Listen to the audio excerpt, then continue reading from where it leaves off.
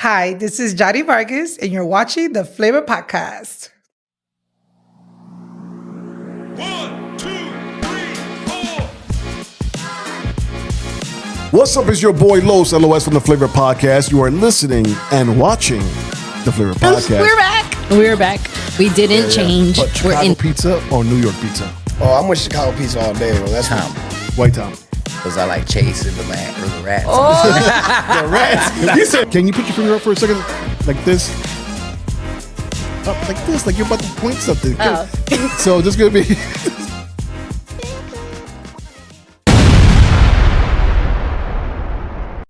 What's up? It's your boy Los LOS from the FLAVA Podcast. You are listening and watching the FLAVA Podcast.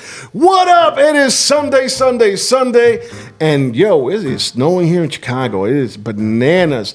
I shoveled about twice already. My wife shoveled about one time. And I think we're going to be shoveling a lot more today. But we're grateful. We are grateful that we have some shovels. Some people don't even have a shovel. How about that? Yo, hot topic for today. As you guys know, Liz is not here. She's still off till next month. She'll be right back with us, hanging out and joking around with us, having a good time. Make sure you look her up on TikTok and laugh. You know, that's what she does. She makes people laugh. So look her up there. But right now, my hot topic for today is the government. What about the government? Well, look at TV, and everything that you see, just double check. And I'm gonna keep it there. Just double check everything you see and you hear. Don't take it for what it is. Know that there are forces out there that are gonna lie to you, so just double check. I double check everything, and I just don't post. So before you post something, make sure that what you're posting is correct. And I'm gonna leave this here. Love each other. Everyone, please love on each other. These are hard times. Let's make sure we do that. It's your boy Los. I'll be right back. Yo, what's up? It's your boy Los from the FLAVA Podcast. Did you know that in a research study, reishi has been shown to have anti-cancer properties, anti-tumor effects, and it helps detox the body and regulates the immune system. Whether your immune system needs to be controlled or boosted, Gano can help you there. And natural coffee that changes people's lives. Get your daily dose of 150 antioxidants in one cup while enjoying the flavor of this beautiful coffee. Natural coffee never tasted this good. What's up, and we are back, and you are watching and listening to the FLAVA Podcast here in Chicago. And right now, right across from me, wait a second, that was one of my sponsors. Let me say their name. That was Gano XL Mushroom Reishi Coffee. Look at my hair is growing. You guys know about the whole fade about four months ago. Look at it is growing, and it's actually longer. It curls, so it goes up, but it's actually longer. So try the coffee. It's good for your skin, your gut health, and your pillow, your hair. Look it up. It's going to be in the descriptions below. But right across from me right now, I have someone across from me that everyone is waiting to see on Paseo Boricua. And this person is Yari. What's up, Yari? Hi, how are you? I am good. Thank you for coming down to the FLAVA Podcast. Thank you for inviting me. And that was Yari Vargas, correct? Yes. Awesome. So is it Yari Vargas, or is there a real name there? No, there's a real name, but I go by Yari. Okay. Ooh, she doesn't want to say it. No. We'll leave it at that. We'll respect her wishes. Awesome. So, Yari, can you tell the people, already know your name, but what do you do? So I am the chef owner of Casa Yari. I opened about 12 years ago, and it's a fusion between Puerto Rican and Honduran food. My dad is from Honduras, and my mom from Puerto Rico. Okay. So I kind of wanted to combine both cuisine, but being a Chicagoan, because I was born and raised here in Humboldt Park specifically, I wanted it to showcase how I grew up. So that's why the name came of Casa Yari, because it's my house. So I started doing that 12 years ago, and it's been a roller coaster. It's been great. Awesome. You know, your name, your cuisine is spoken about a lot. Wow. People love it, and they're waiting for you to open up on Paseo Boricua. How's that journey been? It's been, if being honest, it's been a roller coaster. Had its ups and downs. Very challenging because we were desperately looking for a place, especially because I was really stuck on wanting to do it in Humboldt Park. And everything that kept coming out was in downtown or uptown, or I'm just like, I need Humboldt Park. It needed to be there. So it was very challenging. A lot of doors were closing. So, but I was not insisting on opening. If they wanted to be closed, that's okay.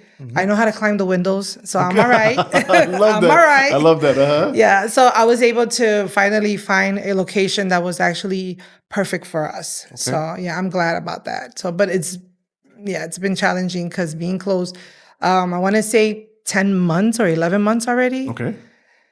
Almost a year, and having people constantly email us and inboxing us, when are you gonna open? When are you gonna open? It's like, it's not that easy, but I'm getting there. I'm getting there. Right. There's always some kind of regulations or some red tape, some paperwork you need to fill out, and you got to wait for it to come back and all that stuff. Did you find it hard that those were your challenges? I think it was more my first challenge in all was actually looking for a place. I think that this time, or I think 12 years ago when I opened, I opened knowing what I wanted it to do, but didn't have that intention that I wanted to do this time. I think this time around, I wanted to open up with intentions. And actually my goal being that I showcase not only both cultures, but also what I represent to the community as well. It was very important to me to make sure that I can be part of that. So that's why I think that was my challenge, because when you have a purpose, if those things don't fit with your purpose or align with them, it kind of like, you just got to hold back and be like, I got to go this way instead, you know? So I had to do a lot of that. You do a lot of pivoting. A lot. Okay. Yeah, a lot of that. And but it's okay. It worked out in that sense, you know, because we actually got the place that, funny enough, it was a location that I actually used to go when my dad used to pick us up on every other weekend to go out for dinner. And he would go pick up food from there because it used to be an existing Puerto Rican restaurant. Was it? Yeah. What was the name of it? Latin America. Oh, we've been there. We're all been there. I'm pretty sure everybody everybody has. right now watching this right now, like, we've been there. Okay, Yeah, we awesome. know, and still the sign is still up there, all the way in the building on the side. There's Is still it? a little sign there that says Latin American, which I think is so cute. But it's kind of nice because it's like full circle, you know. And even more interesting that my dad, because he retired and he lives in Honduras, but he actually was here in Chicago during the time that I closed down, and he was gonna be here for like 2 months, and the 2 months turned into the whole 10 months. Because he was looking for places with me, and he was helping me out with how to fix things, how to do things. Because my dad is an electrician too, so it was like I needed that help. I was like, "There's no way you're leaving. You got to stay here with me." So, and crazy ideas that I'm very creative, not only in the kitchen, but I'm very artistic. So a lot of the stuff that I fixed in the restaurant that I created. The famous flamboyant tree was actually made by me and my dad. Okay. So I remember when I brought it up that I wanted it to do a tree in there. Everybody gave me a dirty look. Why? Why did you give me a dirty look for? Are you crazy? We're going to have a tree inside the restaurant? Absolutely. How are we going to do this? And I'm like, I don't know. Have you ever done a tree before? No, but I'll do it. I know I could do it. So we ended up going for it. So my dad was always we got it. I got you. You know, my dad never said no to me. So it worked out and it looks beautiful. And it's actually, the intention with that tree is because it's my mom's favorite tree. So I wanted something to represent Puerto Rico, that part of her. I was going to say that part of her is the flamboyant tree. Exactly. Yeah. So I needed it to be that, and it had to be red because that's her favorite color. Although orange is my favorite color, and there are orange flamboyants, my mom would have not been happy about that. So, but I wanted it a reminder every morning or when I will come inside the restaurant, because it's the first thing you see when you walk in. Awesome. I wanted a reminder why I was doing what I was doing. Yeah. And I think that's why I said the intentions were very important this time around opening the restaurant. Yeah. I didn't see the tree per se, but a friend of mine, Hosan from Spanish Chibarito, he told me about the tree, and I was like, I want to see it now. I want to be in there. Yes. You can come whenever. You just let me know. Ahora viste. Sí, you let me know. I'll be there. I mean. Awesome. So You're getting stuff done in the restaurant. Is the restaurant done? The restaurant is done. It's been done since December. And we also already have passed the inspections and we have all our permits. Everything is ready to go in that sense. It's just we've had certain issues that need to get fixed, but it had to be through the landlord. And he's been on it, but it's taking a little longer than it should have. There's always something. Yeah, because, you fix one thing and then fixing that, something else come up, See. and then something else comes up. So it's why it's been taking this long to open. But we were ready to open in December, but unfortunately, we couldn't. Yeah. So now we already have a date actually set up, and you guys will be actually the first ones to know. What's this day? February 6th. February 6th, there will be Yeah. open, ladies and gentlemen. All right. So it's gonna be a soft opening. We're gonna do not to confuse people, but we want to do 2 weeks of soft opening. Okay. Which means we're gonna do small menu. And the reason why is because we're gonna have old employees working there, but we're gonna have new ones that we also hired. Okay. Because the place is bigger than the previous location. Okay. So we want to give time for the newbies to learn the menu and actually learn what's behind the story of every dish. That is awesome. Yes. Yeah. And that gives it a flair and a flavor. That gives it a flavor. Where people be like, because they want to know the history behind the dishes. Absolutely. And this time around in the menu, which I didn't do in Logan Square, and I regret that I didn't do that. So this time I am doing it where I'm actually in the menu. My menu is not super big. I showcase the favorite ones, and then the other ones I kind of move it around. Like I switch it off with other things. There's so much food that I can showcase, but I don't want to give you a book. Right. I want to keep it simple. But you could write a book though. I could. I'm on that. I'm on that. There's a new show coming up that I'm doing called La Cocina. Pues, you better invite me. You better invite me. I'll cook with you. La Cocina is going to be based in my home, my kitchen, my table. Oh, I love that. Yes. I would love to have you there. Yes, we'll talk for more sure, about it. for sure, for sure. Yeah. So, so basically what I'm doing with this one is actually putting the name of the dish and then giving a little story behind it, why that dish. And the reason for that is because, like I mentioned earlier, being half Honduran has also been a little challenging. Okay. Growing in Humboldt Park, I wasn't Puerto Rican enough or Honduran enough, because it's like, okay, when you speak Spanish, you sound Puerto Rican, but your features look like you're Honduran. Like I was never, which is okay because it was part of why I became a chef. Okay.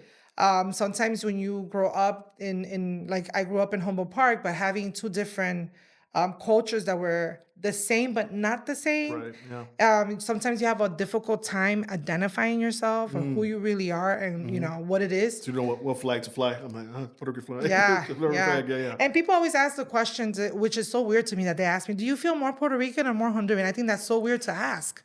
I feel like me. How about that? Yeah. I think that is so Latina. weird. Yeah. So I've learned that. I've like, I could say I'm half this, half that equals 100% Latina. And that's what I am, 100% Latina. I represent both cultures. I love both because it's like telling me if I love my mom more than my dad. Jesus. Like that's kind of tough to kind of like navigate. Well, my family, that's good. Yeah. Mom, I love you. Well, yeah. But, it's one of those. And I grew up also with my... my grandma from my dad's side. Okay. So the Puerto Rican side really didn't grow up with my grandparents. They lived in Puerto Rico, and they have 15 kids. Gotcha. And there's I think it's over 48 first cousins. Yeah. It's hard for my grandparents to even remember my name. Yeah, I mean, they used to be like, esa es la hija de Isabel, They didn't remember my name. So it was a little more difficult in that sense. But with my grandmother from the Honduran side, she only had 3 kids. And there's literally 10 cousins. She took it easy. She had a TV in her house. Yeah. The Puerto Rican side didn't have no TV. Yeah. Or she was making too much tortilla and tamales and she just couldn't. There was no time for that. So, but she actually, and I'm actually the firstborn, the oldest from the Honduran side. Okay. So, of course, I was the spoiled one from my grandmother. Always the first one. And my grandmother literally taught me everything you could think about kitchen. I cooked always with Do her. me a favor. Say her name, please. Her name is Mercedes. Thank you. I always like saying their names. So I think, Even if they're here or not here, they could still hear. Yeah, that's so important. Yeah, That is so important. Yeah. Thank you for that. You're welcome. Thank you for that. Yeah. So, so we used to always cook together, and her best friend was actually Garifuna from Honduras. So, she did a lot of cooking with coconut milk, which is how I cook at the restaurant. Let's go. So, yeah. And then my uncle, my mom's brother, lived with us. He was younger than my mom, but he was like my father figure because I saw him every day. Yeah. So he played a big role in raising us and helping my mom out because she was a single mom. So he also taught us to cook. Okay. So there's dishes that this time around I actually added on the menu. Let's go. Yeah, and his name is Efrain. There you go. You heard it. Yeah. Say his name. His name is Efrain, and there's a dish that I actually put his name on it. Let's So go. yeah, so I'm really like that's what I'm honor saying. him. I'm doing more intention, more storytelling. I think when people get surprised on why I cooked a certain way I cook, they understand it. Yeah. Versus when I was at the other location, I don't think I did that enough. So people were confused, like, okay, is this Mexican food or is this Puerto Rican or are they trying to be Cuban or Colombia? Like they were so confused. I don't want to do that this time around. They might have been confused, but they loved the place and they Yeah, kept right? on coming, girl. We don't know what it is, But we like it. We like it. Pay for it. Yeah, and Honduran food is a third world. Honduras is a third world country, so the food there it's like there's things like pollo guisado that we also do in Puerto Rico, but it's just cooked a little different. I was going to ask you that. So yeah, like a pollo guisado or arroz blanco, is it cooked differently? Like what does the Honduras side have and the Puerto Rican side doesn't have? So I think one of the things is like there's similarity in it, but Puerto Rico is that staple with the sofrito that it's very different. Honduras does the sofrito, but it's more tomato based than it is in Puerto Rico. And also we do a lot of the coconut milk cooking than Puerto Rico do. Okay. There is dishes that that in the Caribbeans, obviously there's coconuts in it, but in Honduras, like most of the food, everything is pretty much coconut milk. Yeah, we're coconut out, okay? Yeah, it's crazy. Like if a pollo guisado, we still add what we call in Honduras mantequilla, which means sour cream. Yeah, for us it's butter. Right. Yeah. But for them it's mantequilla because it's actually the sour cream in Honduras is like butter. Okay. It has a texture of like butter. Okay. So that's added into the pollo guisado. And the sauce, it's like, it changes a little bit of color, but it still has the same flavors. Okay. And then there's some families in Honduras that will add mustard to it, which my family didn't do that. They did more of the crema, the mantequilla. Did you like the mustard though? Have you had? I don't mind it. Okay. I like mustard, so I'm okay. Okay. Yeah, I marinate with mustard though because it kind of breaks through the fibers of meats and it's easy for when you fry it. See, people, she knows food. She knows food. She knows the science behind it. That's awesome. That's awesome. Yeah. So I guess somebody's shoveling right now. Yeah. Hardcore. I would be deleting that.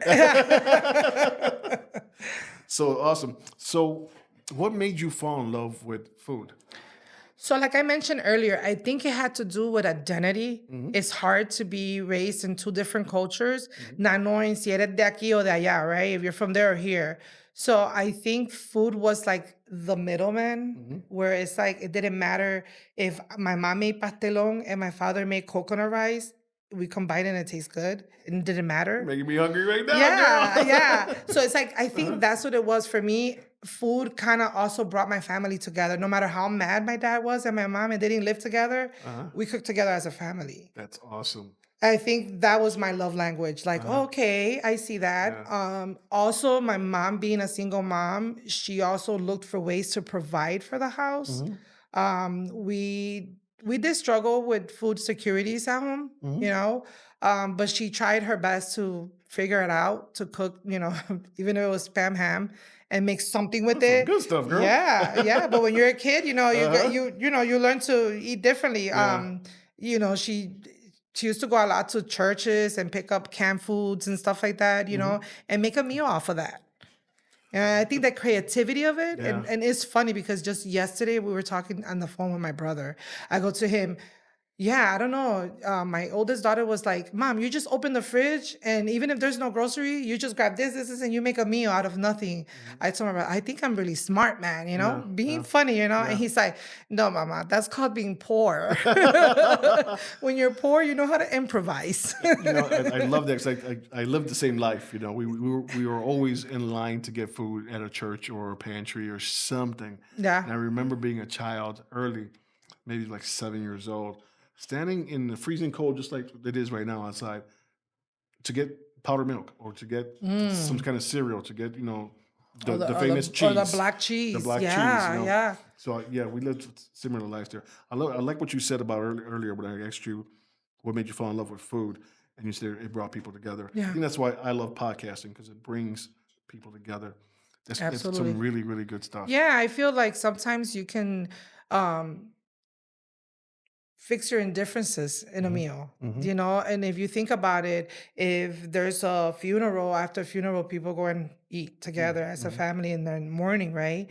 If you graduate from school, you go celebrate in a restaurant to go eat meal, you get married, you're going to order catering, you have a quinceañera, you're going to do food. So it's like, no matter what it is, your highs and your lows, food is always involved. Yeah. And I think that's what made me fall in love with food, because there's always an excuse to make room for food, right? And it's why I always say that food security it's something that should be given to everybody.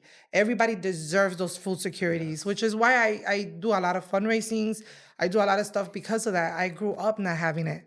So I want to make sure that kids nowadays and adults are able to have that accessibility to be able to have those food and those dishes,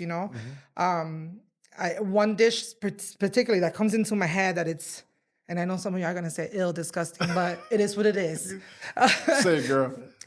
So my mom, going back to the spam ham, right?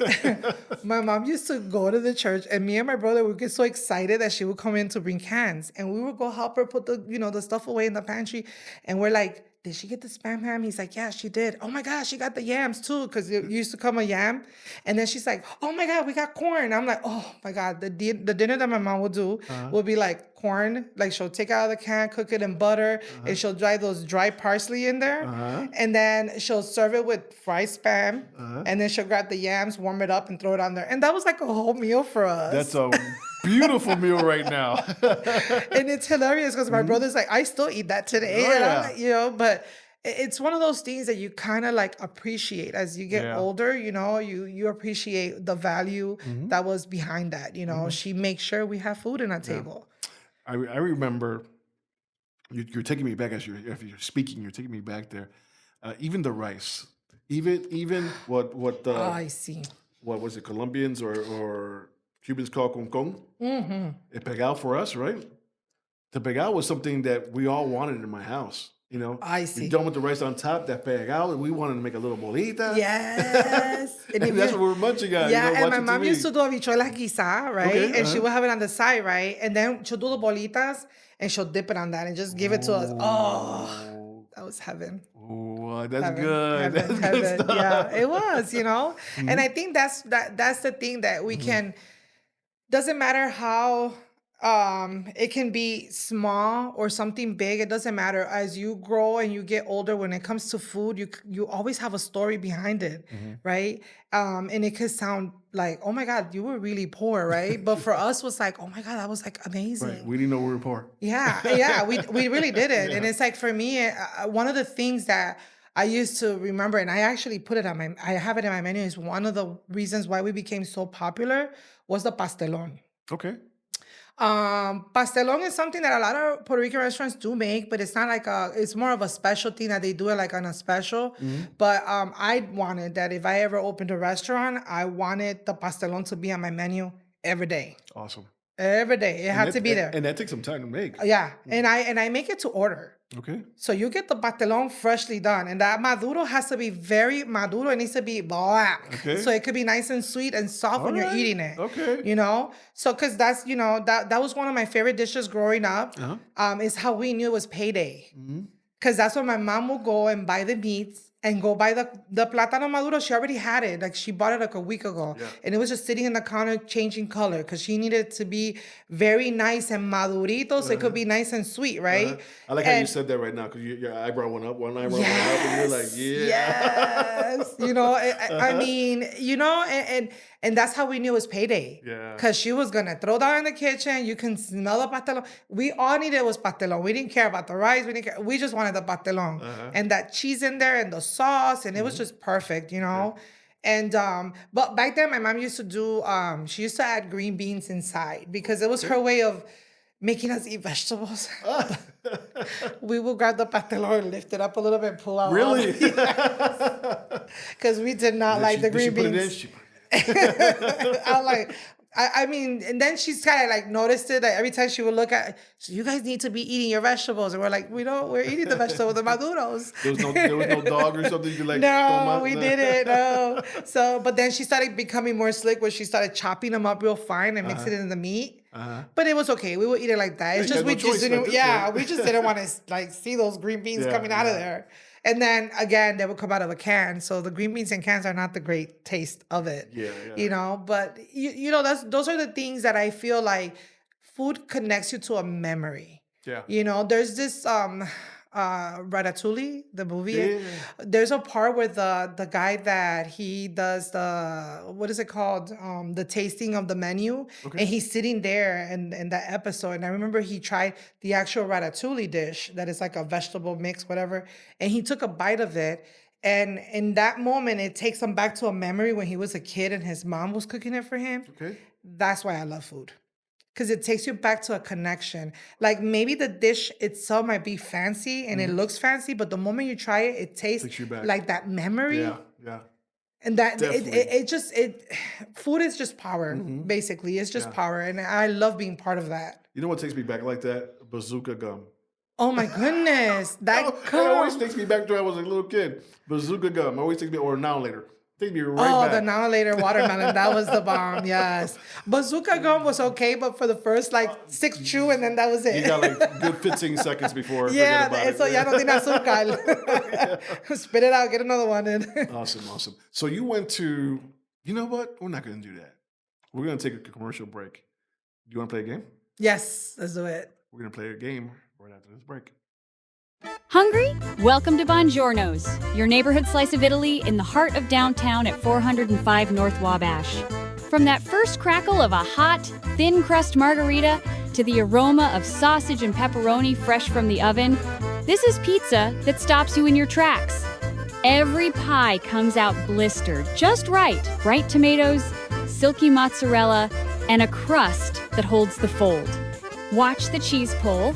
See the slice. Hit the plate. This is the moment you decide what you're eating tonight. And if someone at your table wants something besides pizza, don't worry, there are plenty of tasty options to choose from. Bring friends, bring family, bring an appetite. Dine in, grab a box to go, or order online for pickup or delivery. Open today, see the menu, and start your order now. And we are back, and that was Buongiorno's. That was my guy, Nick Ramos Restaurant. You need to go visit it. It's downtown. It's next to another building that I don't like saying, but you'll see the building and then you'll know where he's at. Okay?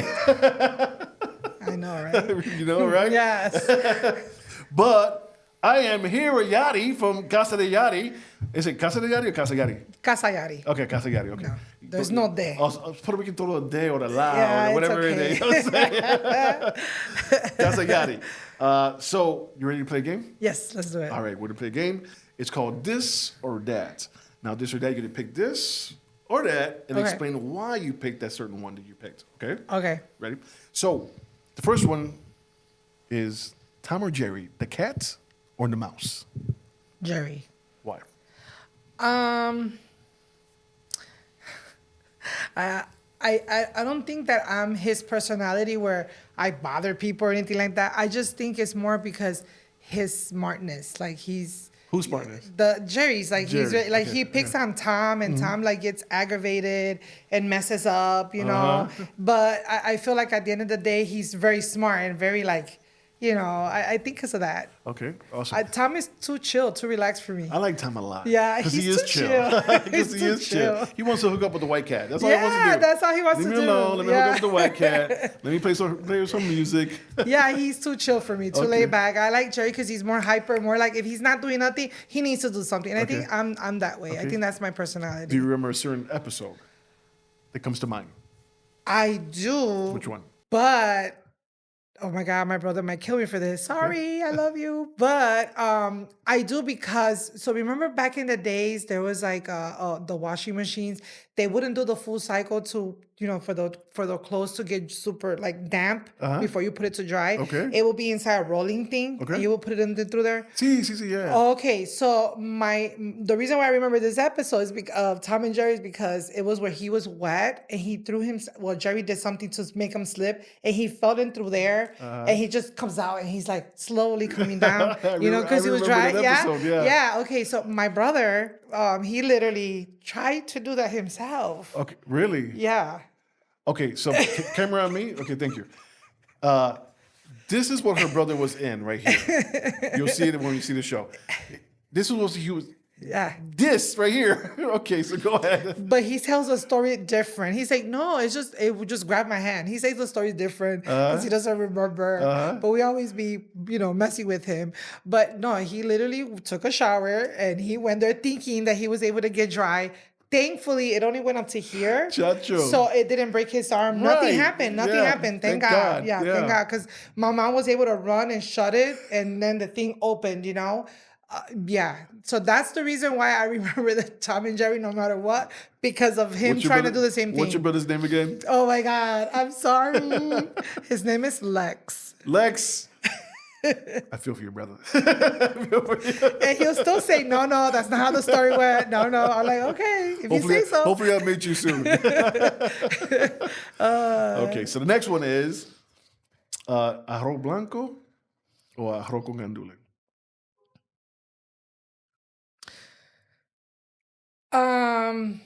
Arroz blanco with habichuela quizá?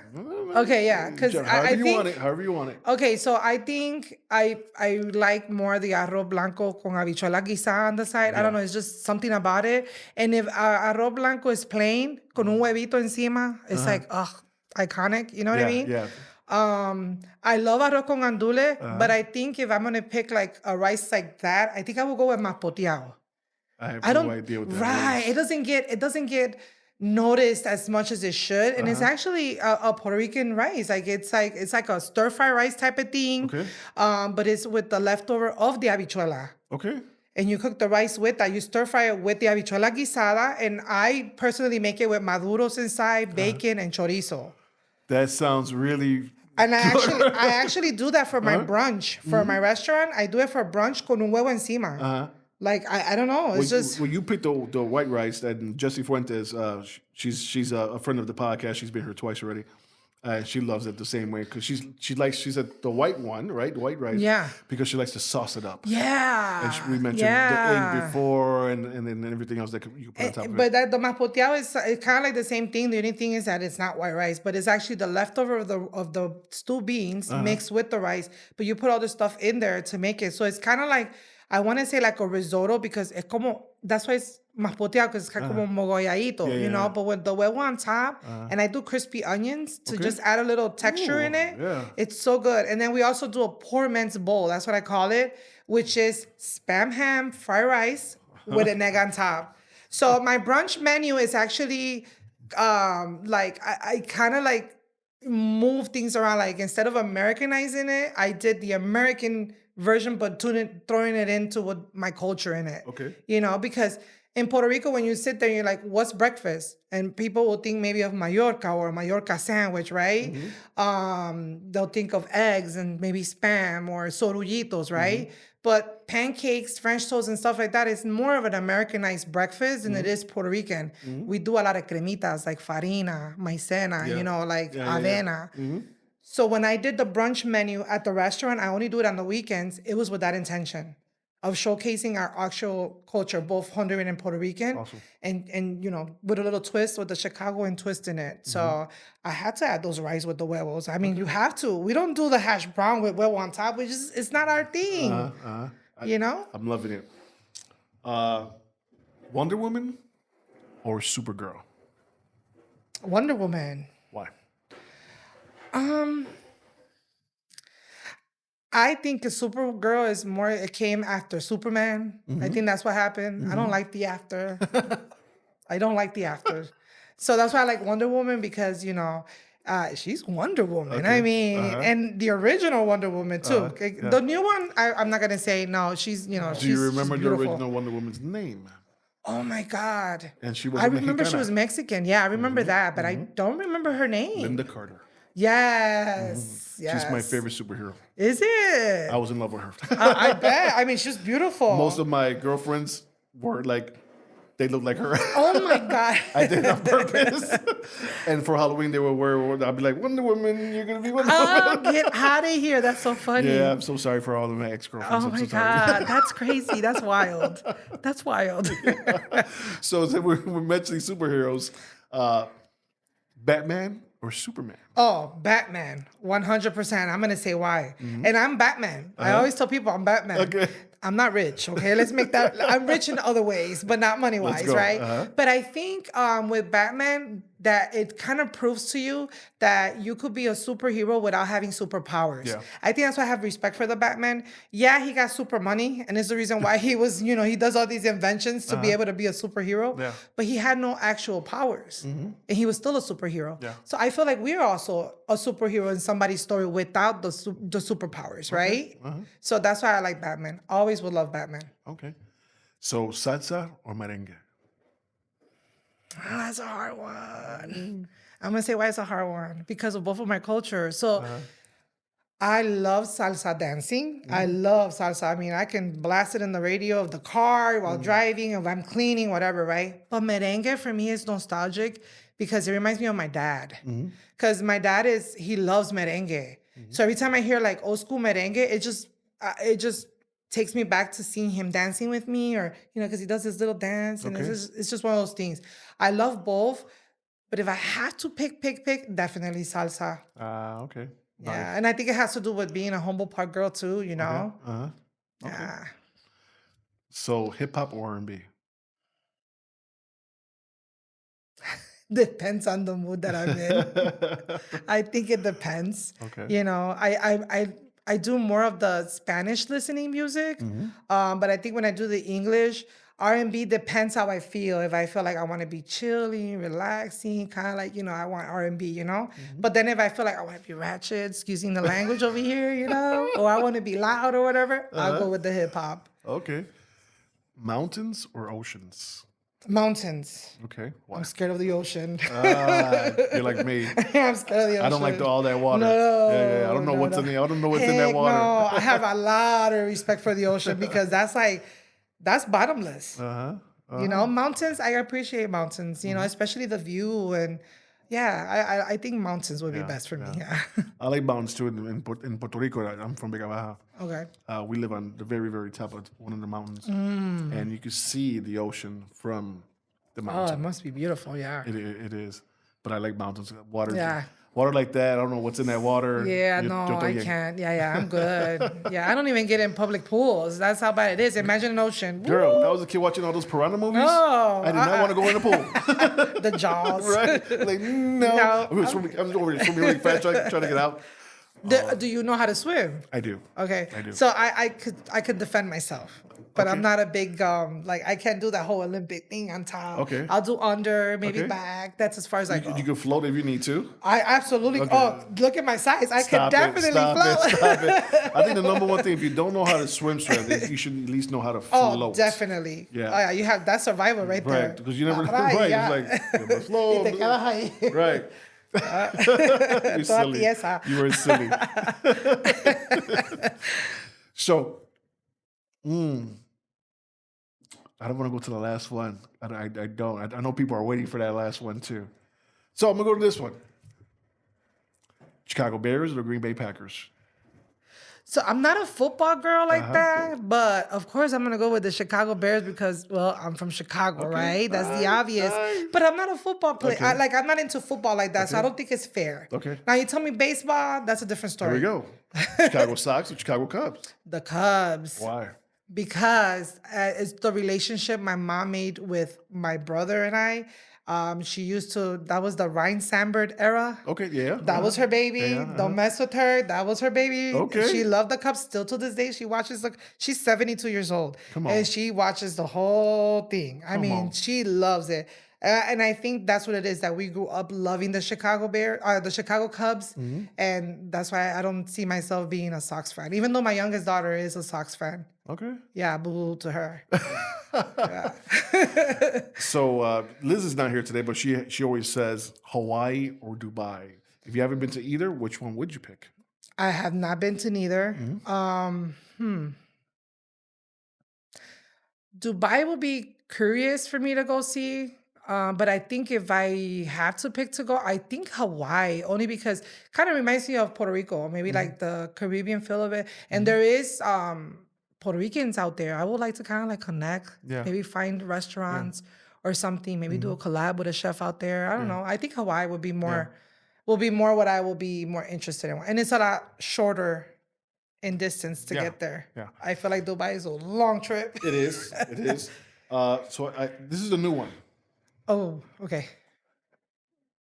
Spirit Airlines or Frontier Airlines? Neither. You had to pick Oh one. my God. Ugh. I've had bad experiences on both. That's the thing. I don't know. This is a stumper, right? Yeah, You're like, damn, yeah. I literally just thought about that. I'm like, that was a good You know one. what? If I have to pick, maybe Frontier, only because maybe there's more like more planes, like more flights, I guess you can say. You can get flights more faster than you can with Spirit. Spirit, I don't know. They're both just as bad, man. Right, They're both just as bad. Yeah, I've flown both, but I would pick Spirit over Frontier. Yeah, I don't know. I went to Orlando. I took my daughter to Walt Disney World, and we took a Frontier. And I felt like that wing was gonna fall off the whole entire God. time. I'm telling you, it's I bad. was like, no, never again. So I fly American now. Yeah. Yeah. Everything's American, even when I fly. And it's a lot. And international. it's funny, but people think that it's cheaper to do the other ones. But if you actually do American, it's a lot more cheaper. Yes, because once you start adding on. And your luggage is included, people. Yes. Your carry-on is included. Yeah. Your personal is included. Yeah. By the time you start building your Spirit or your Frontier, you're paying as much as you're going You to are. American or United or anything else. Yep. Yeah, so I just fly American. Yep. Sometimes I treat myself and fly VIP. Yeah. First Why class. not? Hey, we work hard. Why not? One time I treated myself. It was actually treating myself, me and my wife, and I got first class. So I'm like, cool. I didn't know it was the pods. So when we got there, they're like, go to the front. I'm like, go to the front. We usually go right here. So we went that way, and they had the pods where you could lay down and all that stuff, and they closed Like you it have your on you. little privacy. It was dope. I was like, we're rich. You're bougie. I paid $50 extra. You see what I mean? Uh-huh. But you see what I mean? Sometimes it's I feel like sometimes you tend to hold yourself back when certain things are like at reach, and it takes a little bit, and why not? You know what I mean? Everybody has to have an experience. You will always have to experience something, you know? Yeah. So that's kind of cool. Yeah. So the last one. Okay. Chicago pizza or New York pizza? Oh my God. I don't like you for this question though. So I'm gonna tell you why. Uh-huh. I'm not, and I might get revoked in every way. I'm not a big pizza fangirl. Like pizza is not something I crave. You will never hear me say, let's go get a pizza. Like it's not one thing. However, do I have favorite pizza places in Chicago that I could say, yeah, I'll go for that? Yeah, I do.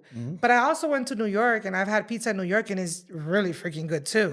So, but it's not like I went to New York and had like 10 different kind of pizzas and I can't. So it's not fair for me to say that Chicago is better than New York because I really didn't give New York that chance. You know what I mean? But if you had to choose But one. I have to choose. I'm from Chicago. I mean, I'm not trying to get. I'm not trying to get canceled over pizza. I am not trying to get canceled over pizza. It's not worth it. Usually people don't say New York. Yeah, we had a few people on the show. I mean, I've had pizza in New York, and I have to give it respect. It was actually really, really good. I'm not a sausage on the pizza type of girl. I really am not. But I actually did have it in New York. And you liked it in New York? I did. Okay. But I won't eat it here in Chicago. So, but I do have my favorites. Like if I want a Detroit style, I like to go to Polly G's, you know?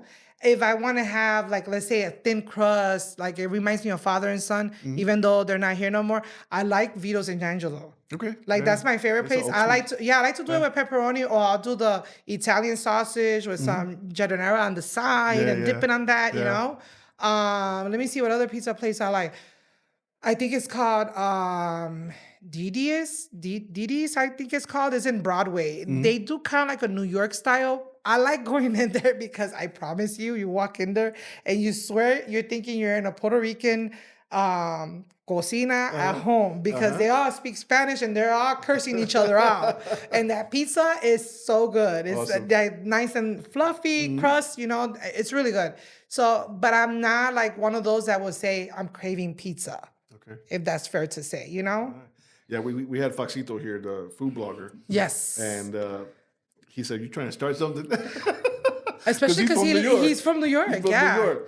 But he does love Chicago pizza. Yeah, it's because, you know, it's a different style. It's a different style of, like, you have tavern, you have thin crust, you have New York style, Detroit style. Like, you know, it depends what you kind of crave. Yeah. The thing is, I remember working with a chef. He's actually Greek, but he was living in New York, and he came to an account that I was working the last job, and he was one of my head chefs there.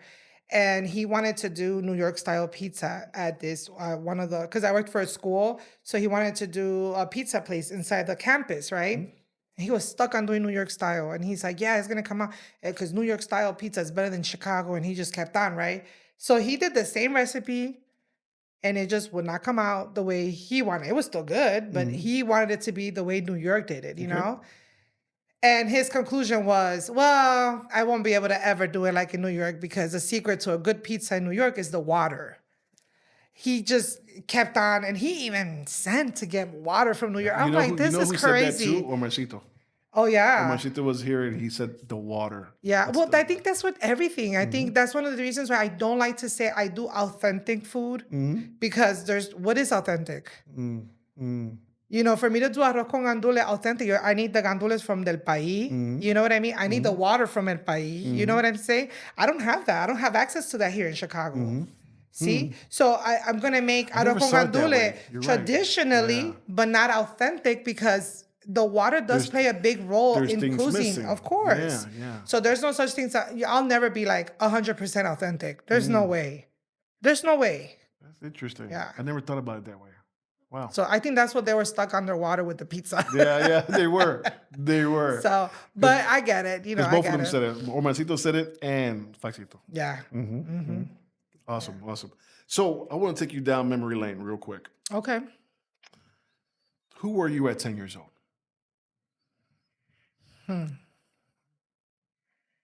Wow, you really went back there.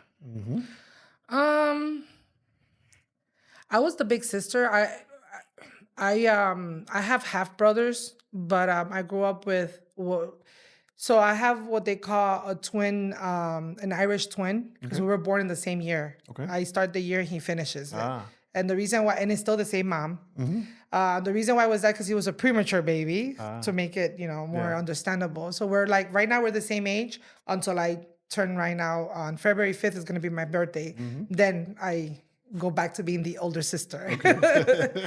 So I was always the one that will help out with the house. My mom she used to go to school at nights. She worked second shift, and she used to be a parent volunteer in school where we were at to spend time with us. My mom was a busy bee. So when she was at work, I would have to like put my chair and on top and kind of cook white rice and do the famous fried eggs and stuff like that to cook at home so my brother and I can have something to eat or fix sandwiches or whatever the case might be. My uncle was living with us at the time, but he also went to school. He was going to beauty school and worked full time. So I think at 10-year-old, I was not being your typical 10-year-old where I was playing all the time. I played with my brother. My brother was like my best friend and my only friend. But at 10-year-old, I was trying to figure things out when I wasn't supposed to do that because I was only 10. So I think I was too mature for being 10. Okay. So yeah, I had to grow up pretty fast. 15 years old. Who were you at 15? So 15, I was in high school, freshman in high school. What high school? Roberto Clemente. There you go. Yeah. Yes. I actually went to, and funny story, my teacher, my Spanish teacher in Clemente was actually Zoraida Tañón, that she's the owner of Bruqueña. Oh, okay. Yeah. Okay, awesome. Yeah, and she actually sponsored the chef that also works with me. She sponsored him to go to school for culinary. That's awesome. Yeah, it's a small world. Yeah. Yeah. So, I think at 15, I was really into like serving God and church at that time. Trying to fit in somewhere, still trying to figure myself out. Growing up pretty fast too as well, taking care of my mom. My mom at that time, I think, was when she had cancer. And I had to kind of like jump in and help her out with that too as well. Yeah. It was Kind of tough? Yeah, it was kind of tough. It was tough, but we were I guess for my mom she always taught us, mal tiempo, buena cara, which means, I guess if life throws you lemon, make a lemonade. Yeah. Type of thing. Now that I'm older, now I do lemonade with vodka, but just kidding. Yeah, I think that was my mom's always, perspective of life. Like you don't see the cup halfway empty, you see it full. Yes. So I think even though life was a little tough and hard, we kind of figured out how to navigate through them and be positive about things. And I think my mom being, she served God so much that she was always very optimistic and very positive. I think it helped her kind of like pivot that pretty smoothly. Yeah. I think with God, we tend to see the good things and even the bad. Yeah. Something good is going to come out of this. Always, yeah. You always have. I always feel that when things get tough, you learn a lot of lessons, and you learn not to repeat the mistakes. You hold yourself accountable. Yeah. Unless you're stubborn, then that's on you. It builds character. Absolutely. I think so too. Absolutely. 20 years old. At 20, who were you? It's crazy, but I actually, no, I really wasn't, which is crazy. I actually got married at 20. At 20 years old, okay. Yeah, I actually got married at 20. So I was already, working, a housewife. Yeah, I didn't have my oldest daughter till I was like 22, 23. So, but yeah, I actually got married at 20 because I was like 17 or 18 when I moved out. And lived on my own. Well, I had a roommate, and then so I grew up pretty fast. Yeah. I grew up pretty fast. So you got married at 20. Was that person you got married with? You met him in high school? No, I didn't. Okay. No, I didn't. I had at that time. I had 2 jobs. So I used to work for Allstate. From the morning from 9 to 5, and then at night from 11 to 7 in the morning, I worked for this company called Craftsman Metals. Okay. Yeah, so I was in charge of reading blueprints and setting up machines for machine operators to do inserts. Wow. Don't ask me how I learned it. You just give it to me and I learned it. You see, this is why I love this show right here. Because the questions that I ask, you never know this about that person, right? And I'm pretty sure you got friends right now watching this right now saying, what? She did what? Yeah. At what time? I did that from overnight? Yeah, so I did that from 11 o'clock at night to 7 in the morning. I worked the night shift. But I also worked from 9 in the morning to 5 in the afternoon as a support staff for Allstate Insurance. Okay. I was busy, and I was the thing is that my uncle, the one that actually was part of raising me, he passed away when I was about, I think I was close to 18. So I used to like, work a lot to help out my mom financially too, because a lot of like funeral expenses, stuff like that, fell on her lap. So yeah, I mean, I got used to that. So even though I went to live on my own, I still kind of like wanted it to help out in some ways. Yeah. So at that age when you lost your uncle, that was almost like a father figure to you, right? Well, I used to call him Papito, yeah. Yeah. What was that like? That was tough. My uncle actually was gay, and being gay in the 80s was intense. Yeah. And I say that in the sense of like, there were times that we had to move out, unfortunately, because they used to like, break windows or tag the car or whatever the situation might be. So we were like gypsies. My mom never allowed us to unpack completely, because we might have to move There again. was so much hate. Yeah. It was crazy. It was intense. And I used to tell people, yeah, that's my dad. And they would be so confused. Like, how is he your dad and he's gay? But it's just, they didn't understand that he was raising us. So, And by the way, gay guys are dads too. yeah. Yes, they are. Yeah. Shocker.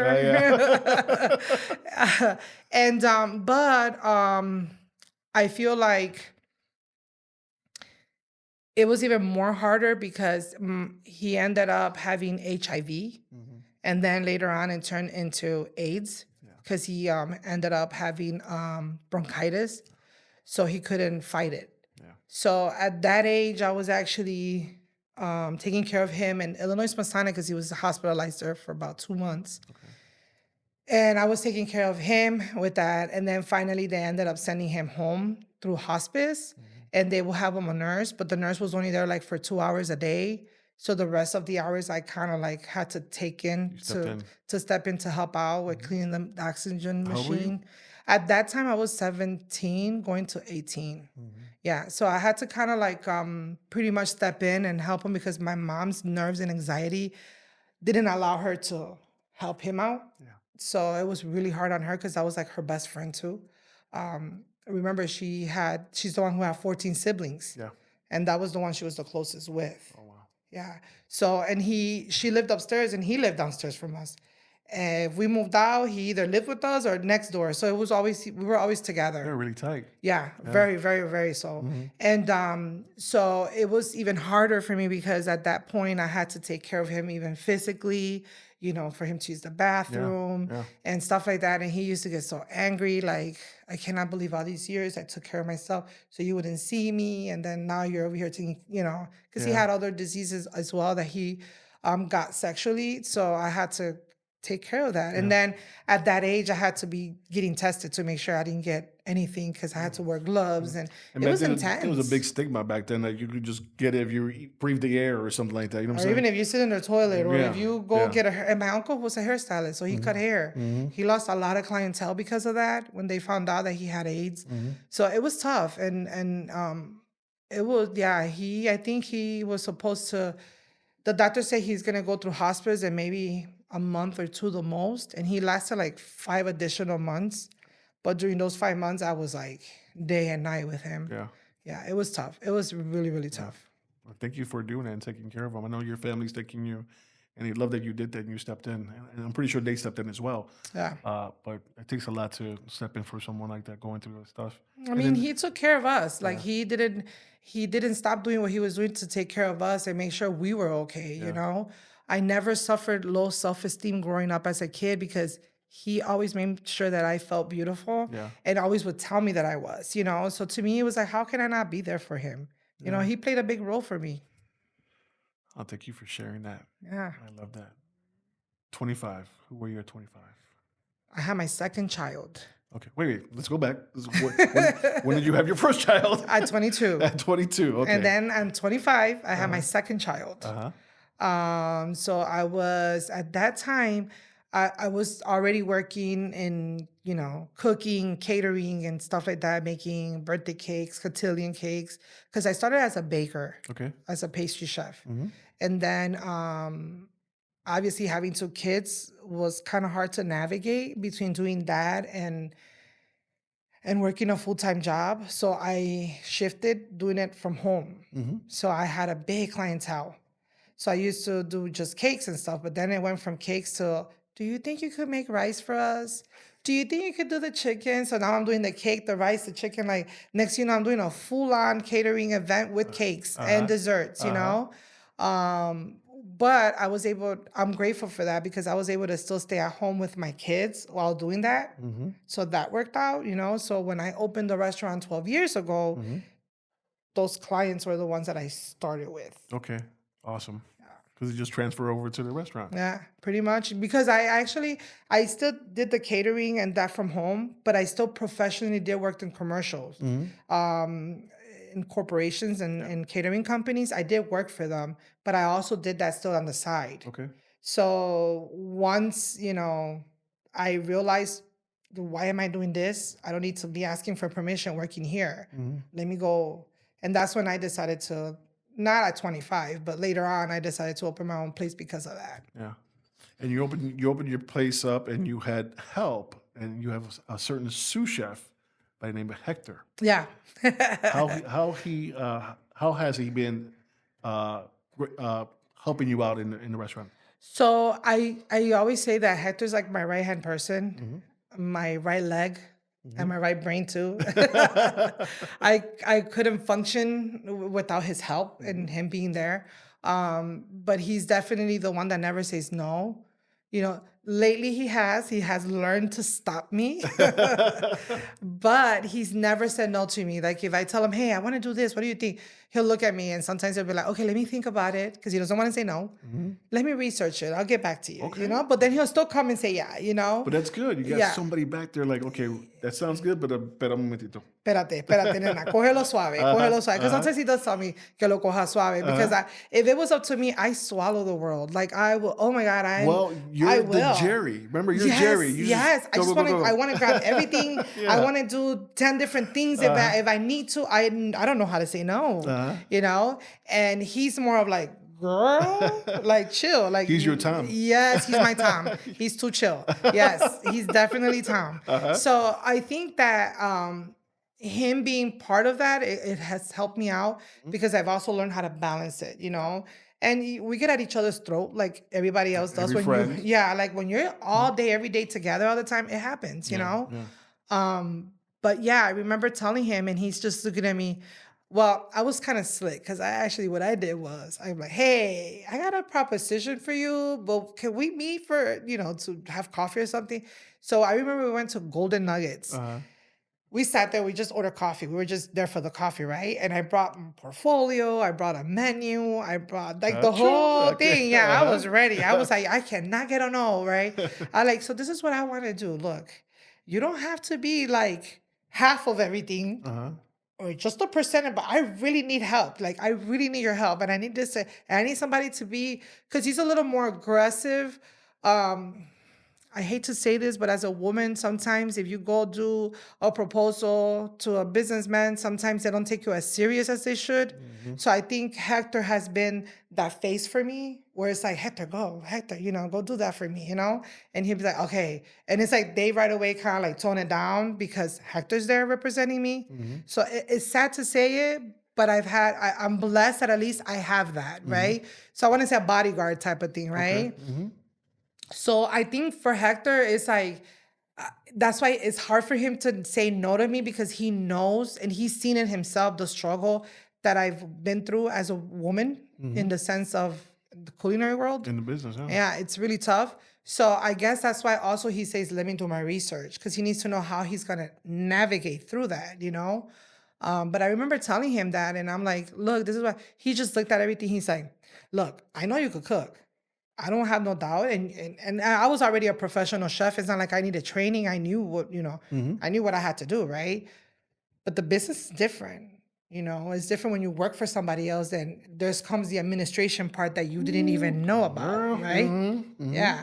Because now we're talking about payroll. We're talking about taxes. The big one, the taxes. Yeah, the taxes. Everybody's best friend. So you were talking about a lot of things. So, I got it why he needed the time to kind of like, but it was funny because he's like, you know what? I think a day or two he calls me and he goes, you know what? Let's talk. I have a place that I think we're gonna go look. So we went to go see this place on Armitage and Hamlin. It's right next door to Las Vegas Club. Yeah. It used to be a Dominican restaurant, I think it was there before. And then we went to go look at it and I saw it, but it was too pricey. It was too small. It's not what we wanted. I don't know.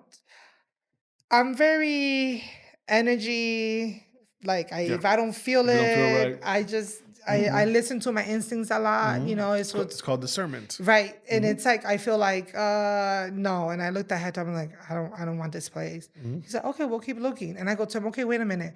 We're looking because this is yes, like you're gonna partner up with me to do this? And he's like, yeah, but we still gotta look. Like he wanted to make sure first if it was doable, right?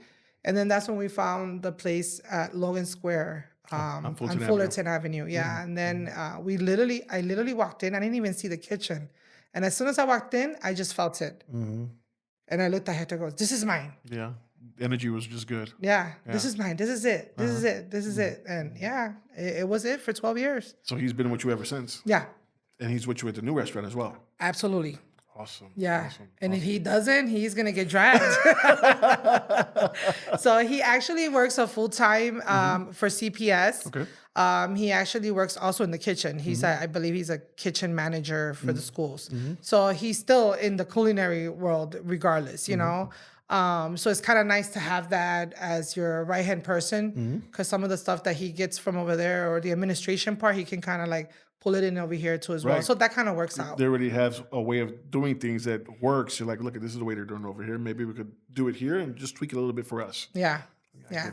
And in reality, everybody that knows Hector, or at least the customers that have known Hector, they know him as a server. Because when I first opened, he was working in the front house. He wasn't the chef. He was working in the front house. But when COVID hit, and during COVID, that was like the toughest moment ever. When COVID hit, remember they closed down restaurants and people were not allowed to dine inside the restaurants and all this stuff. So I had to lay off everybody that was working with me. Yeah. But they were allowing for it to go. I didn't need the servers. I didn't need all these people that I had there. So in order for me to survive, I had to still continue working. And that's when Hector came into the kitchen. So my oldest daughter was in UWM in Milwaukee at that time because she went to school for psychology. Okay. She decided she had to come back home. They closed everything down. Everything was closed down. Too. Yeah, so she started doing online in the restaurant, and she was the one picking up the phone calls for the to-go orders, and she's the one who will take it to the front door so people can grab it. So then Hector was the one cooking with me in the back, and we will do dishes together as well too. So that's how he started like cooking more professionally, because he already knew how to cook, but not in that, you know. Casa Yari way. Yeah, I mean, like in bulk, like it was a little. It's different because he was a single dad, so he cooked just for him and his son at the moment, you know. So it's smaller portion. This is bigger. This was like so that kind of intimidated him. But then he learned how to write down recipes. He learned how to, you know. So yeah, and ever since COVID, he's been working in the back. People think he got fired. I'm like, no, Hector's in the back. And then when they see Hector coming out of the kitchen. Wait, you're not working in the front? Because they loved Hector in the front, you know, because of his customer service. So he must have a good smile. He has great teeth, man. He has awesome teeth. They look fake. That's how good they look. I'm like, oh, can I get your teeth? But yeah. So I the customer service smile, I think that's what everybody's intrigued. And a lot of people just loved his café con leche. It means a lot. Yeah. It means a lot. Yeah. That customer service. Sometimes even the food's not that great, but I'll go back because that server made me feel good when I sat down. Absolutely. And I think, and also, I think he understood where I was coming from. And I was big on storytelling on food. I always say that the plate is the canvas because I'm an artist and that's my canvas, right? Yes, yeah. And I would tell Hector, oh, it's because I'm going to make it this way. And he would look at me like, why? Why are you going to do it? Because remember, he's Puerto Rican, like full-blooded Puerto Rican, and he lived in Puerto Rico. So to him, like, what is that? Wait, I never heard of that. And it's like, I'm touching all these things that he's never even, like, I'm like, yeah, but but is that I'm like, yeah, it's just that that's the point why I'm bringing it out, because people forgot about these recipes. Yeah. You know? Love that. And then I would tell him the story behind it. And then what happened? How I would tell him the story, when he would go take the food to the customers, he would tell them the story. Yeah. So people were understanding. You got me there. See, when people do that, they grab me. Yeah. Because I love history. I love history in anything. It could be your life, it could be the dish, it could be whatever. You tell me a good story, I'm digging you. I'm in it. Yeah. Yeah. And I think that's what it was, that people were like connecting to me, even though they didn't know me. Yeah. And although there was an experience that I can say that I think that's when Hector realized, I think that's when it hit him that, wow, the woman in culinary is tough. I think that's when it hit him. There was, I think it was, I think they were a Puerto Rican family, and they had an intern student from, I think, from Japan or Korea, and they came in to sit down at the table with her, and she had mofongo for the first time, and she loved it, and she told, and Hector was the server, and Hector's explaining everything to them, and she's excited about it, you know? She's like, oh my God, can I meet the chef? Is that possible? And he's like, oh yeah, you can meet the chef. So he goes back there and he's like, hey, they want to talk to you in the front. I go, who wants to talk to me in the front, you know? He's like, oh, it's this girl, you know, she's from Korea, I think it was, or from Japan. I don't remember, one of those two places. And then he's like, yeah, she wants to meet you because she really loved your mofongo. She's never had it. I'm like, okay, let me wash my hands. I'll go out there, you know? I start walking towards her and I go, hi. And she'll say to me, hi, I was wondering, can I speak to the chef? And then I looked at her and I'm like, yeah, I'm the chef. Nice to meet you. And when I went to give her my hand to shake her hand, she just looked at me up and down. She's like, you can't be a chef. You're a woman. Oh, no. Yeah, wow. In my country, you know, we only honor men that does that professionally. That's only done at home. And I looked at her and I remember saying, well, thank God I'm not in your country. I felt good for a second until you said that. Yeah. and I'm just like, okay. And I just turned around and just walked away. I didn't, you know, because she did not want to be bothered by me. I think it hit Hector, like, realizing what I was up against. Yeah. And then he realized what his job position was going to be in the next few years if he wanted to stay supporting me. It meant that there was times that, you know. However, I learned how to advocate for myself. I'm very good at that. I speak my mind. I have no hair in my tongue, like a good Puerto Rican and Honduran girl. You know, Mercedes Miller is my grandmother, and she'll tell you, oh, yeah, she better learn how to advocate, because if not, I'll kick her butt, you know? But I've had to learn to be very strong and give my opinions. Yeah. I've learned tactics of how to get people's attention because of it, because I had to navigate things differently. I have this thing that the guys that surround me, they kind of get annoyed by me, because it's still to this day, including Hector, I'll be like, I'll say something like, oh yeah, I think it has to do because the motor is not big enough and the electrical has to get done to redo it, and, you know, whatever. And they're looking at me and they just keep conversating, and then they repeat the same thing I said, right? And I'm like, yeah, it sounded better when you say it, huh? So when I say that, all the guys that surround me already, including my dad, they already know that that's cue for me letting them know, hey, doesn't mean because I'm a woman, I don't know what the hell I'm talking about, you know? Yeah. So I think they got the thing with that, because I'm always like, yeah, it sounds better when you say it, huh? So, but I've learned to kind of like, you know, be a little more aggressive in that sense. So, I love it, though. Yeah. I love it because you should. Yeah, absolutely. You should. And they should give you that position that you hold, because it's yours. Yeah, it's my baby. That's awesome. So 35. I think that's when I opened the restaurant, actually. At 35? Yeah, I was 35, actually. Okay. Yeah. Okay. That's when I said I had enough. So I was working for this company for a while.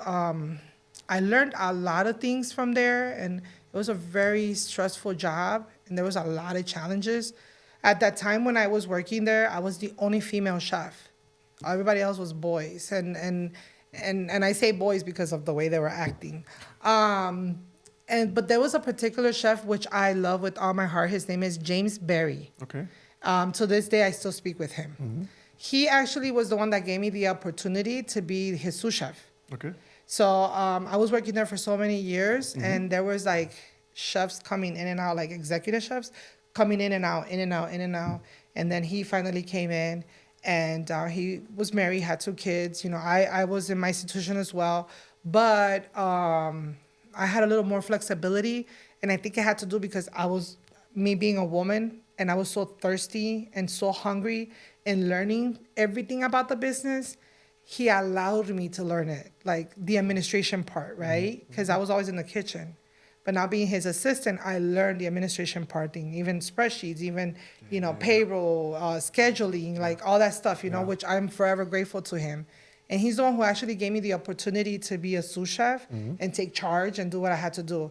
And that was very challenging. And I think that's, after he got fired, that's when things got tough for me, because we had to have, in order for that to function, we had to have an executive chef, which we didn't have, the sous chef, which was me, or the kitchen manager, which was me, right? We didn't have a retail manager at the time. We didn't have a production manager at the time. So I had to wear all these hats. Yeah. In order to run the business, I had to wear everybody's hat. And it was just so annoying when the district manager was so hard on me. And I'm like, wait, I'm working with no executive chef, no retail manager, no production manager, like not even a production manager assistant. Like, what is going on here? And it just got so intense. Then when they finally hired an executive chef, he was very arrogant, very abusive verbally with his words. And it was just too much, to the point where I was just like, I'm out of here. Peace. And that's when I opened up my restaurant. I don't know what the hell I was thinking at that moment. And the reason why I say that, not that I regret it. Well, yeah, but it's not that I regret it, but I'm saying, like, I don't know what I was thinking in the sense of, like, yeah, I knew the administration part. I knew accounting, I knew bookkeeping, I knew all this stuff. I knew payroll, I knew all that stuff, but it's not the same when you're doing it with somebody else's money than with yours. Okay. And when I came out at 35, what money did I have to start? You know what I mean? So I literally say it. And that's why when people tell me, oh, I need to have money to open, that's not true, because I did it. I tell people all the time. That is not true. I tell people all the time. If you, and I get a little aggravated when I hear people tell me, oh yeah, I want to open a restaurant, and they still haven't done it, because you don't want to open it. Right. If you wanted it to open, that would have been open a long time ago. There's ways you could start small. You could start really small. You started in your kitchen. I did, in my home house. Baking. And with 2 kids. Everything else, yeah. And my kids were little, with 2 kids, and I was still doing what I was doing, and still ended up in a professional job, and still so to me, you have to start it. You want to learn, go work at a restaurant. Go learn. If you don't know what exactly you need to do to own, because that's another thing too. That mentality of, because you know how to cook good food, you think you could own a restaurant. There's more than just to cook good food. There's a lot involved in there. So for you to know what you need to do, you need to work at a restaurant. You want to open a podcast. Let's say, for example, work as an assistant so you can learn what you have to do. Yeah, I mean, you have to. 100%. I mean, you have to. If you want to open up a business, go work for somebody else doing that to see what you need to learn, what you need to be done. But sometimes, unfortunately, it's not that way. But yeah, at 35, that's why I said I don't know what I was thinking, because I was broke. It's not like I had a lot of money to start anything. I had enough to do what I needed to do. So, but I remember buying tables, chairs, all my equipment and stuff like that used. Everything was secondhand used, and I think it was like 10th hand used. But how many restaurants have secondhand stuff and the food is great, and people don't care if it's a used chair or a used table? You know what I'm saying? You can make anything used look beautiful. I believe in that, because I grew up on secondhand. Yeah. And my mom did a great job of making our apartment look beautiful all the time. I mean, I still go buy secondhand. I mean, it's just go there. Go shop with my mom. She still does it. Yeah, my mom loves it. Mommy be like, Mama, ¿qué tú estás haciendo? I need therapy. And we already know what therapy means. We're going to go to the thrift store to see what we're going to go thrifting to see what we're going to find, Right. And it's just, I think that's what it is. I think at 35, when I said, hey, let's do it, and Hector saying, yeah, I got you, let's do it. It was crazy, but we did it. And I told him, I have a nice little fan base. I mean, social media back then wasn't what it is now. But I had a little fan base because I had people that I made cakes for. I mean, for their baby shower. Then I'm making their first, second, third, fourth birthday year. And I grew up with these families, still doing all this stuff. That's awesome. I was like, at least I have something to start with opening the business. And I already had the background history working for others in the industry. So I felt prepared. I was scared, but I felt prepared, you know? We got to do things with a little bit of fear. Yeah. I think that's what pushes us. Like, okay, I got to do it. No, you know what? I agree with you because to be honest, with this new location, I think I feel more scared than I did the first time when I did it 12 years ago. But look how I haven't been there yet, but the way that people are already explaining that have been there and the way you explain it, this place is going to be amazing. And I know it's going to be some pressure because we're all like waiting for Casa Yari to open up. I mean, there has to be some kind of pressure. Yeah, most definitely. And I think the pressure, I don't want to let my people down, you know? Like I'm finally part of the community. And I think the thing is that I know most of the owners in that area. Like most of them I've catered to, I've taken care of, you know. Like I said, Zoraida was my teacher, you know. And I reached out to all of them like, hey, I'm going to do this coupon thing that I want to give to my first 30 people that are coming in. Well, not people, but, you know, tables. And I'm going to give them an envelope with coupons inside there so they can support other businesses in Paseo. It's not just restaurants. You know, I have, I don't know if it's okay to mention them or not. Absolutely. I have 10 of them that they said yes right away and didn't hesitate. I have Zoraida from Bruqueña. I have Omar from Jauco. Okay. Yeah. Okay. I have from Jari store because he's my neighbor. Jesus. Yes, I love he's that my guy. neighbor. Oh, he's I love him. amazing. I Yeah. love his energy. Yeah. So he right away said yes and sent me his logo, right? He didn't even hesitate, which I love because it's a good way to support me as well. And also me supporting them, you know. Plena Mercancía. Definitely. That guava soy latte is where it is. I'm telling you. I I'll try love it. that I'm gonna try place. it You Friday. have to try it. And then also Café Colao. Yeah. Smash Jibarito. Smash, my guys. Yeah. Yeah. Chucheria. Chucheria. Yeah. Sasha. You know I can't say your name. I know you're watching. Got me messed up. Yeah. And I can't. I think. Oh, and Urban Theater. Ivan. Yes, Ivan. He was here as well. Yeah, he actually. Oh, he's such a big Casa Yari fan. I love him. He's, you know, he used to go all the time on the other he one. mentioned you on his show. Yeah, when he was here. Yeah, he's a sweetheart. I love him. He's very supportive. So I can't wait to work with them as well too. You know, I'm big on collaborating. Yeah. I feel like Paseo Boricua needs love. Like you know, we're very loving people as it is naturally. Like we shake our hands and we still come and hug, right? It's like it's just that thing that's how we are. And I want to be able that now that I'm there, I want to be able to be part of that community, but also help each other out. Yeah. You know, sometimes, you know, I'll be like, it's funny because I'll text Josean from Smash and I'll ask him, hey, la la la la la la la la, you know, how do you get this? And he'll be like, oh yeah, just go there, you know. Yeah. Like it's so cool to be able to have a community like that. Yeah.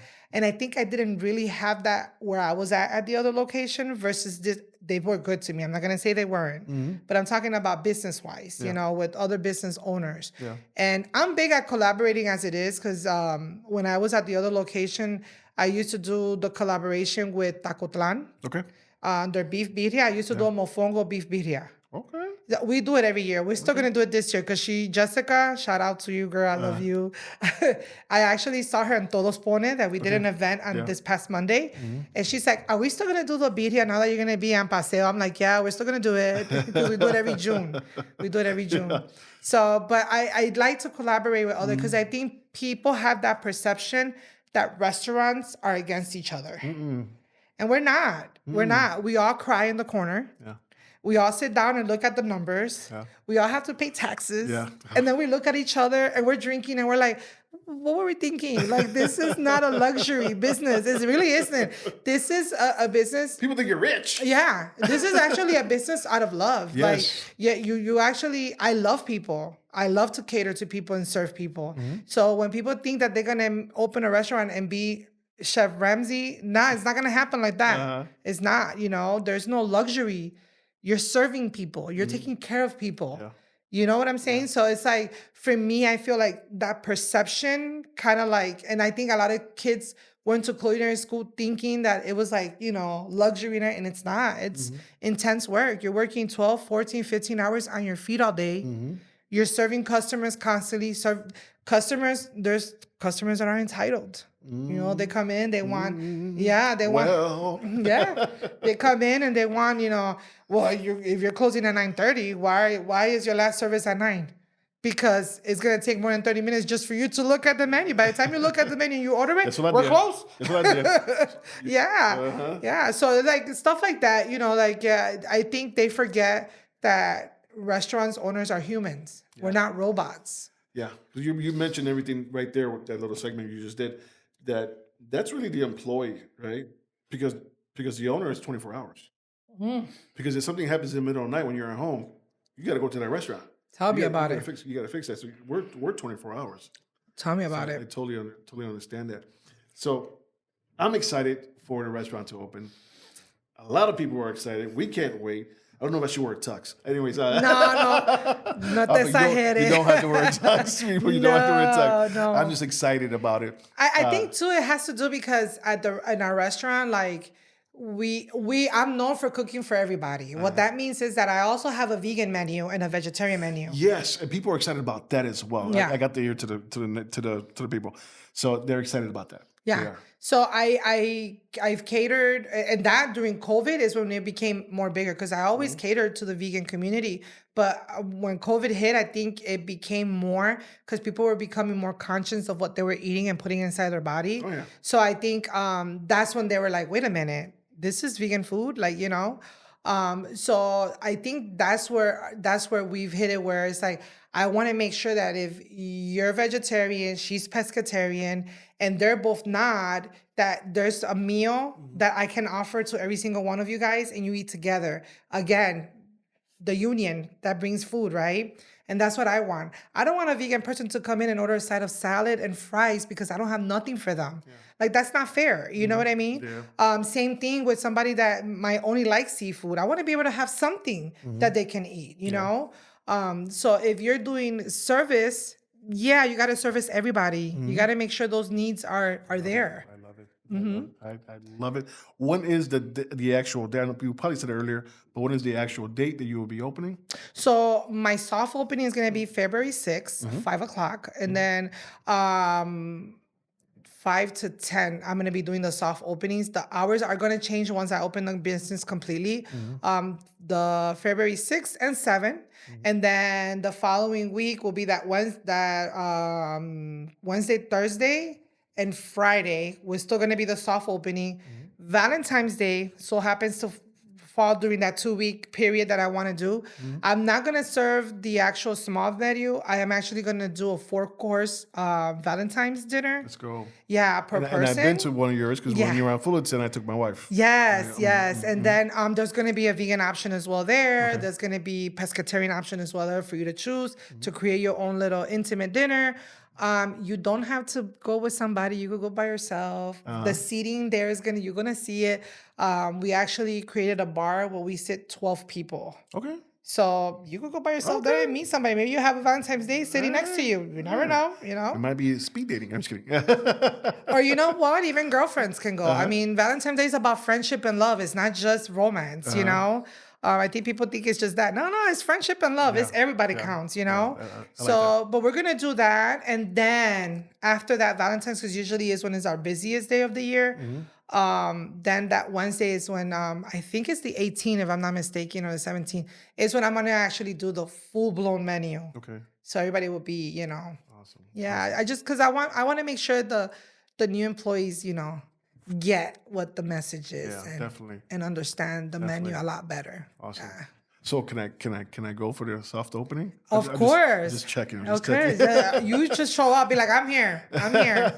No, like, are you reserving tables or you just show up? No, I'm not. I'm not gonna do reservations only for Valentine's Day, and then afterwards, But for the soft opening, I don't want to do that. The reason why is because we've been closed for so long, and there's so many people that want to come and check us out. I don't feel like it's fair to do reservations, and then we're kind of holding tables for reservations when people came they're to the They're at your door. Yeah, they're They're at at my your door. door. Yeah. So to me, I'm just, as they come, we're gonna service them.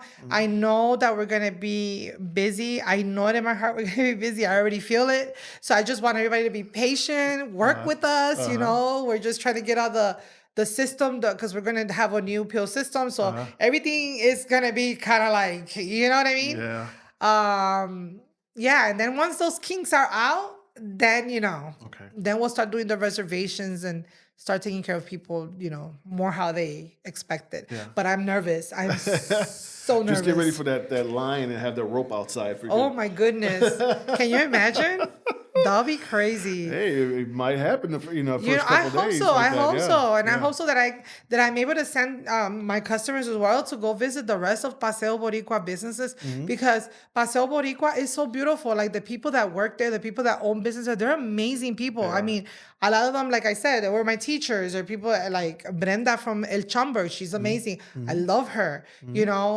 So they're.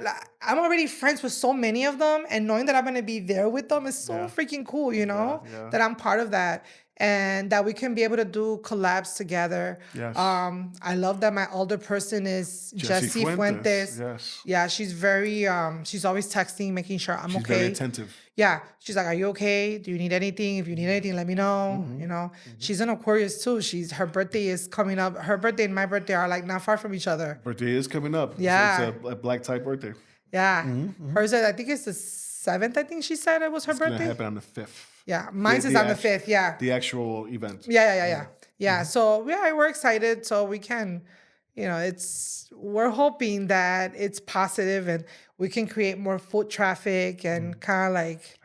I want that so bad for Paseo Boricua. Yeah, me too. I wanted it to be as busy as the east side of Western. Yeah. And it needs to be.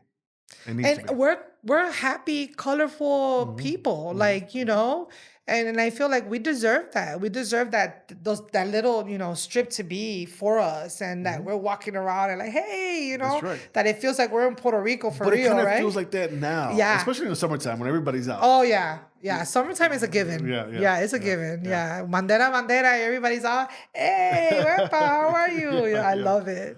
Awesome. So, real quick. If you were given a superpower, any superpower, what would it be? It's crazy, but I don't think I will want one. I don't think I'm interested in having any superpowers. I think if you're a human being and you have compassion, I think that's a superpower enough in itself. I can't say fly, or I'm not interested in flying. I hate heights. And the ocean. Yeah, I mean, if I were that I had to pick one, maybe just give the power to people to maybe be compassion.